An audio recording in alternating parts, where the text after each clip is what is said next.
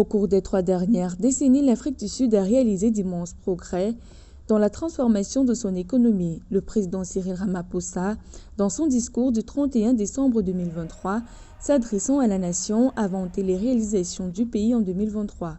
La lutte contre le chômage, la pauvreté, la criminalité, la violence sexiste, la hausse des prix des denrées alimentaires, la grave crise de l'électricité et la promotion de l'éducation ont été couronnées de succès au cours des dernières années. L'initiative présidentielle de stimulation de l'emploi a également permis à plus de 1,2 million de chômeurs sud-africains de changer de vie dans un certain nombre de secteurs.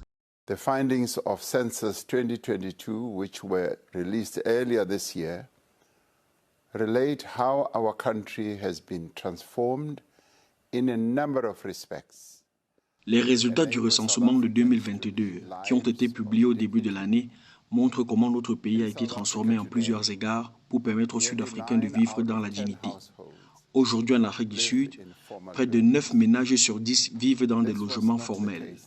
Près de 95% ont accès à l'électricité. 8 ménages sur 10 ont accès à l'eau, soit à l'intérieur de leur logement, soit dans leur jardin. 8 out of 10 households have access to water, either inside their dwellings or in their yards. Le pays a connu d'importants délestages au cours des premiers mois de l'année 2023 en raison de l'importance accordée à la mise en œuvre du plan d'action pour l'énergie, mais la gravité des délestages a diminué de façon constante. Grâce à des changements réglementaires et à d'autres mesures, l'Afrique du Sud a connu de nouveaux investissements massifs dans la production d'énergie et dans l'installation de panneaux solaires sur les toits. Nous continuons à attirer de nouveaux investissements qui soutiennent la croissance des entreprises locales et créent des emplois.